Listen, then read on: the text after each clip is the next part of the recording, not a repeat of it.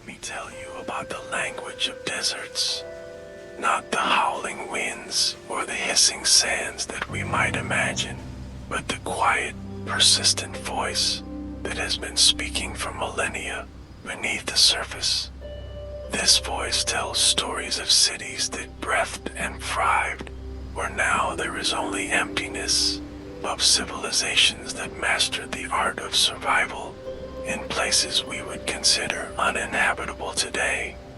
The desert has always been a keeper of secrets. Unlike jungles where vegetation quickly reclaims abandoned spaces, or coastal areas where the sea erodes human settlements, the dry desert air preserves. It gently covers rather than destroys, like a librarian carefully placing a dust jacket over an ancient tome. This is why so many of our most remarkable archaeological discoveries come from these arid regions, the very conditions that make life difficult for living creatures, create perfect environments for preservation. Consider the nature of sand itself. Each grain is a tiny piece of history, a fragment of rock worn down over eons. When winds lift these grains and deposit them around abandoned cities, they're not burying history so much as wrapping it for safekeeping. The same sands that make the desert appear lifeless are actually protecting the artifacts of past lives. It's a beautiful paradox.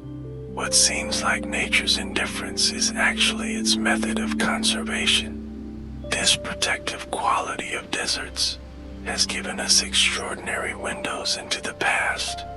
In the Taklamakan Desert of western China, perfectly preserved mummies from 4,000 years ago still wear their colorful woolen clothing.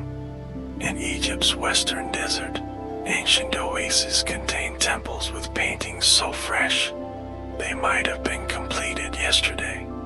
The desert doesn't rush to claim these human creations. It waits patiently until we're ready to listen to their stories. The concept of lost cities particularly captures our imagination because it speaks to something fundamental in the human experience, the awareness of our own impermanence. When we look at photographs of archaeologists brushing sand away from a carved stone that hasn't been seen for 2,000 years, we're seeing more than just an interesting discovery. We're seeing proof that entire ways of life can disappear, that great achievements can be forgotten, and yet, they existed. They mattered. Their absence from collective memory doesn't negate their reality. This brings us to an important truth about desert civilizations. Their disappearance wasn't always sudden or dramatic. Unlike Pompeii's catastrophic preservation under volcanic ash, most desert cities faded slowly, their declines measured in generations rather than moments. The process was often so gradual that the people living through it might not have realized they were witnessing the end of their world. A well runs dry and isn't repaired. A trade route shifts its path. A generation chooses not to learn the old ways of water management.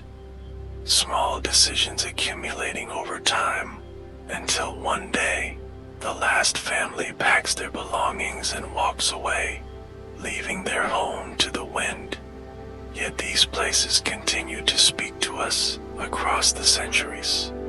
The ruins whisper not just of their own stories, but of universal human experiences.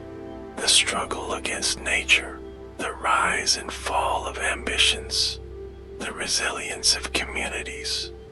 When we look at satellite images showing geometric patterns beneath the Sahara sands, the outlines of forgotten settlements, now visible only from space, we reminded that human beings have always tried to impose order on chaos, to create meaning in emptiness. The desert preserves these attempts with remarkable impartiality. It doesn't distinguish between palaces and peasant homes, between temples and taverns. Every structure receives the same gentle blanket of sound, the same patient waiting for rediscovery. In this way, the desert is perhaps the most democratic of landscapes, giving equal treatment to all human endeavors in their aftermath. As we prepare to explore specific lost cities in the chapters to come, it is worth sitting with this thought for a moment. The very fact that these places were lost and found again suggests that nothing is ever truly gone. Patterns repeat. Technologies are rediscovered. Solutions to ancient problems become relevant once more. The desert doesn't just preserve physical artifacts, it safeguards ideas, waiting for the right moment to reveal them again. The story of Uber begins with a legend, a city so wealthy that its buildings were adorned with precious metals, a trading hub so important that it attracted merchants from across the ancient world, a place so sinful that it was supposedly swallowed by the sands as divine punishment. For centuries, scholars debated whether this Atlantis of the sands was real or merely a moral fable. Then, in the 1980s, something remarkable happened. The discovery of Uber wasn't the work of a lone adventurer with a map and a shovel, but rather a coming together of ancient texts, modern technology, and patient detective work. The first clues came from Ptolemy's geography, written in the 2nd century CE, which mentioned a city called Omanum Emporium in what is now southern Oman. Arab historians like Al-Hamdani wrote of a wealthy place named Iram of the Pillars that vanished beneath the sands. These accounts might have remained curiosities, if not for the arrival of space-age archaeology. NASA's Landsat satellites, designed to study Earth's resources, revealed something unexpected: ancient caravan routes, converging at a point in Oman's empty quarter. These faint tracks, invisible from the ground but clear from space, led archaeologists to a site called Shisr. Here, beneath the drifting sands, lay the remains of an octagonal fortress with towers still standing 3 stories high. Pottery fragments, incense burners, and other artifacts confirmed this was indeed Uber, the legendary city thought to be pure fiction. What made Uber so important? The answer lies in a substance we might consider ordinary today: frankincense. In the ancient world, this aromatic resin was more valuable than gold. Harvested from scraggly trees that grow only in southern Arabia and the Horn of Africa, frankincense was essential for religious rituals across Egypt, Mesopotamia, and the Mediterranean. Uber sat at the crossroads of the frankincense trade, growing wealthy as caravans passed through its gates. The people of Uber didn't just trade frankincense, they mastered its logistics. They built sophisticated water collection systems to support the caravans crossing hundreds of miles of desert. They negotiated safe passage with nomadic tribes. They created what we might call today a global brand. Traders from distant lands knew Uber's reputation for quality and reliability. For nearly 1,000 years, this system worked beautifully, but Uber's greatness contained the seeds of its downfall. The very resource that made the city rich, frankincense, depended on careful environmental management. The trees grow slowly, and can only be tapped at specific times of year. As demand increased, overharvesting may have damaged the fragile ecosystem. Meanwhile, changes in trade routes and the rise of sea commerce reduced Uber's importance. The final blow likely came from geological changes. The limestone plateau beneath the city was honeycombed with caves, and at some point, the ground literally collapsed beneath its inhabitants. Today, standing at Shush, you can see where the fortress walls end abruptly at a sinkhole's edge. It's a powerful reminder that even the most prosperous civilizations are subject to nature's forces. The sand that covered Uber preserved not just its physical remains, but also its lesson. Its sustainability isn't a modern concept, but an ancient necessity our ancestors understood well.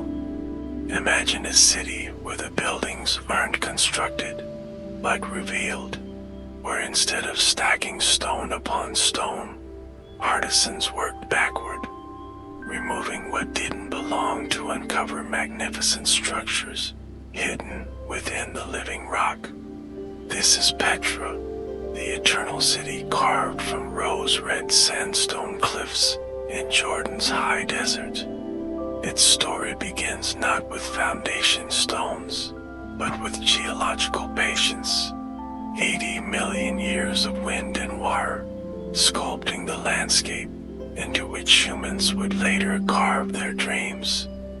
The Nabateans who created Petra were nomadic traders who became masters of environmental adaptation. Around the 4th century BCE, they began transforming this canyon into a fortress city by harnessing what the desert offered rather than fighting what it withheld.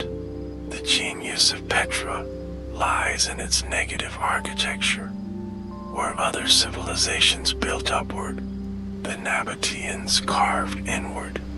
The famous treasury facade, Al-Khazne, that appears dramatically at the end of the Sig Canyon, represents just the tip of an underground metropolis. Behind that iconic facade extend chambers, staircases, and entire dwellings hollowed from the mountain's heart. What truly enabled Petra's flourishing was hydrological innovation. In a region receiving just 6 inches of rain annually, the Nabateans engineered a water network that would shame modern cities. They lined the narrow Sig Canyon with ceramic pipes that still show their lead-sealed joints today. Gravity-fed channels carried water from distant springs through filtration tanks that removed sand and sediment. Underground cisterns with waterproof plaster could hold 2 million gallons, enough to sustain 30,000 people through drought years. Their most ingenious solution was the water harvesting of flash floods. By constructing diversion dams and slit tunnels, they transformed destructive forces into life-giving reservoirs. Petra's golden age saw it become a cultural crossroads. Caravans carrying spices from India, silks from China, and ivory from Africa converged in its shadowed canyons. The city's amphitheater hosted Greek tragedies, while Nabatean priests performed rituals honoring Dushara, their chief deity. What emerges from archaeological evidence is a remarkably cosmopolitan society. Aramaic merchants haggling beside Egyptian scribes, Roman soldiers drinking beside Bedouin guides. The very stone reflects this fusion. Greek pediments adorn temples with Nabatean rock-cut techniques, while Assyrian step patterns decorate tombs built with Roman proportions. The city's decline was slower than its legend suggests. After Roman annexation in 106 CE, new sea routes diminished Petra's trade monopoly. Earthquakes in 363 and 551 CE shattered the intricate wire systems. But the final blow was ecological centuries of tree felling for construction and terrace farming caused erosion that choked water channels with silt.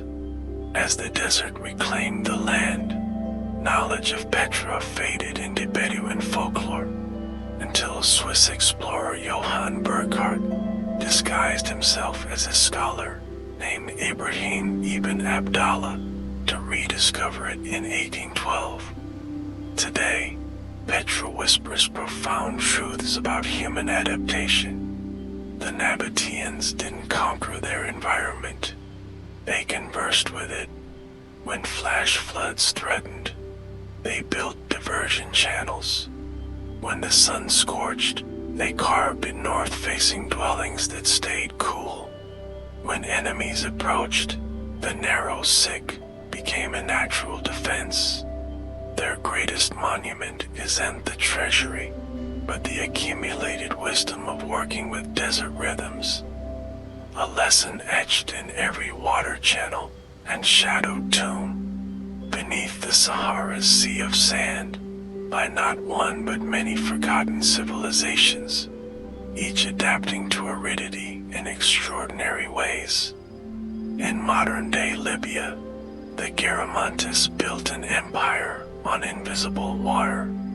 Around 500 BCE, they engineered Phoberus, underground tunnels, sometimes 3 miles long, that tapped fossil water from beneath the desert.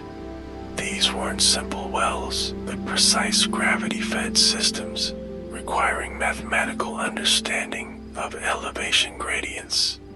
Through these subterranean veins, they turned the Fezzan region into an agricultural heartland with vineyards and wheat fields, establishing cities like Karama that flourished for 1,500 years.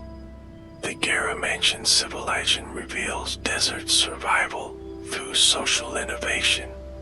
Their underground irrigation created surplus that supported specialized workers, weavers of Libyan cotton, metallurgists crafting iron tools, even skilled eye surgeons as evidenced by trepan skulls found in tombs. Their rock art shows chariots crossing dunes on trade routes, connecting sub-Saharan Africa to the Mediterranean. Yet their water mining had ecological consequences. As fossil aquifers depleted, the water table dropped beyond reach, teaching us that even underground rivers have limits. Far to the west, Roman ingenuity met the desert at Tingad, founded around 100 CE by Emperor Trajan. This Algerian settlement embodied Mediterranean order in an alien landscape.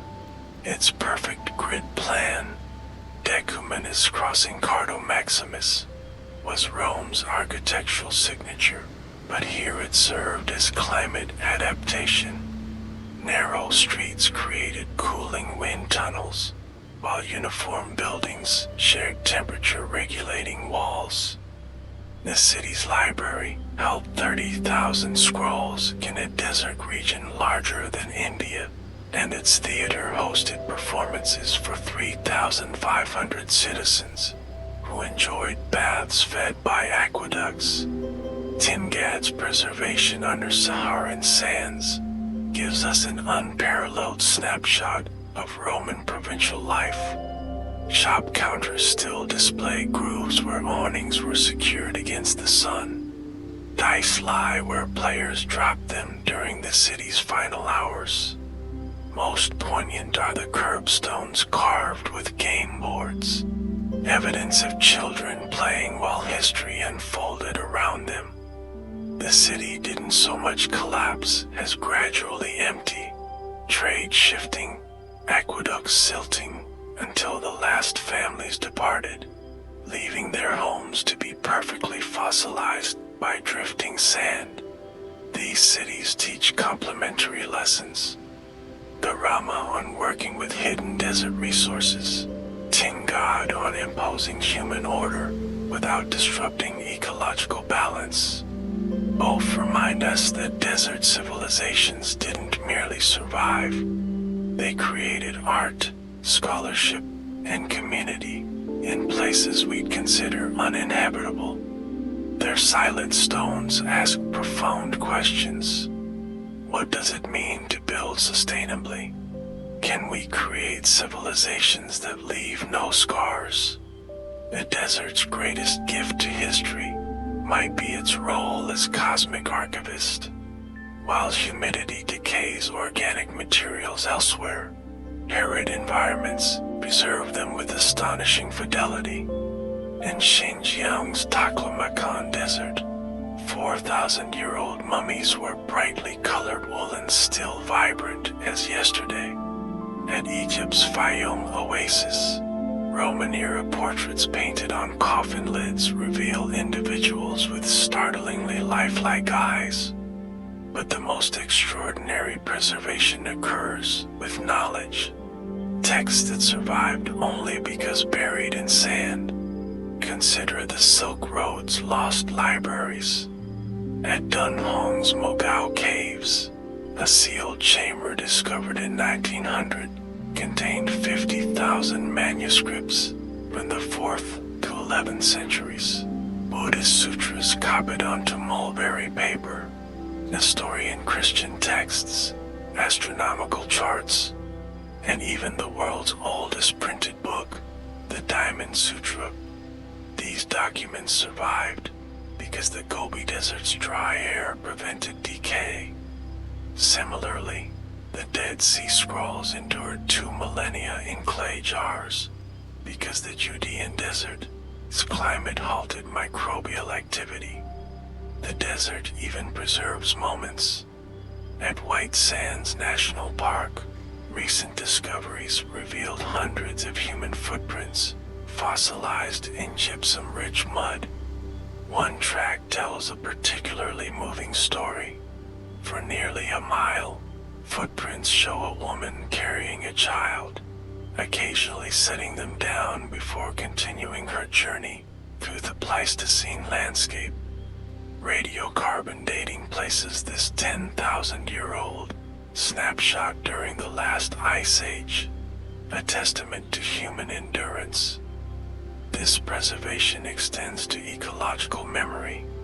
In the Negev Desert, ancient runoff farming systems built by Nabateans 2,000 years ago are being revived by modern Israeli farmers to grow hullahs with minimal irrigation.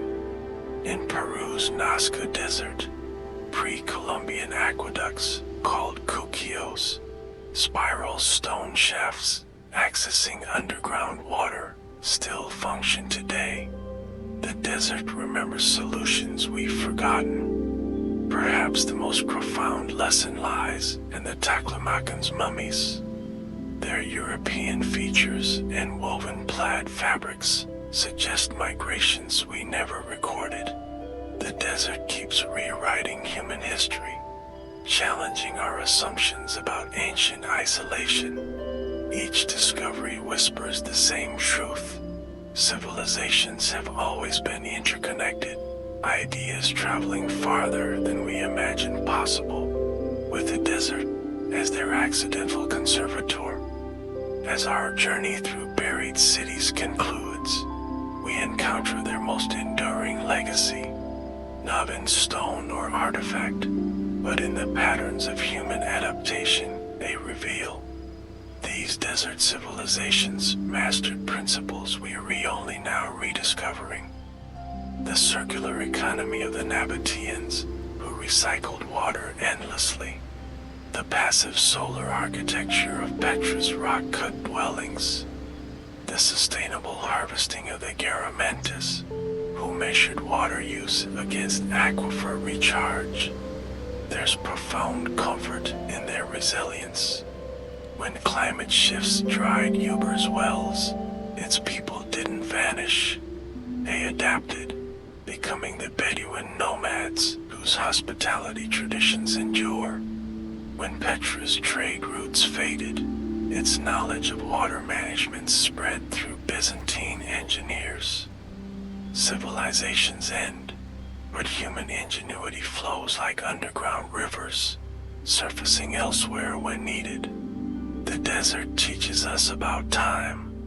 In our accelerated era, we forget that meaningful change often unfolds across generations. The foggers of the Garamantes took centuries to perfect.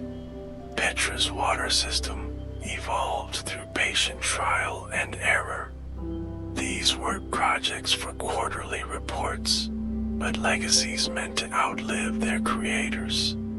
Perhaps this explains why walking through these ruins feels so peaceful. They exist on geological time, reminding us that our own worries are but brief moments in humanity's long story. Most importantly, these lost cities reveal our shared humanity. A child's footprint in New Mexican gypsum, game boards scratched in Tingad's curbstones, a mother's mummified embrace in the Taklamakan. Across millennia and continents, the fundamental experiences remain. We all seek shelter, cherish our children, create beauty, and struggle against nature's constraints. The desert preserves not just cities, but proof of our collective spirit. As you rest tonight, remember that you belong to this unbroken chain. The same stars that guided Nabatean caravans now shine above you. The same resilience that sustained Uber through drought lives within you. And the same quiet courage that led a woman carrying a child across Ice Age dunes still beats in every human heart facing uncertainty. The sands shift, empires fall, but what makes us human endures. Closing, good night from the desert. Let the silence of the dunes settle around you now. Feel the wisdom of centuries in the cool night air. The knowledge that endings are often hidden beginnings, that what seems lost is merely waiting to be found. As sleep draws near, imagine gentle hands brushing sand from ancient stones, uncovering not just forgotten cities, but forgotten parts of yourself. Resilience beneath struggle, peace beneath noise, eternity beneath fleeting moments. The desert never hurries. It knows some truths can only be heard when the world grows still. So breathe deeply, let go of the day, and drift into dreams where rose-red cities rise from sand, where library doors swing open to reveal stories yet untold, where your footsteps join those ancient travelers in the great, patient journey of being human. Rest well, dream deeply, and may you awaken refreshed. Good night.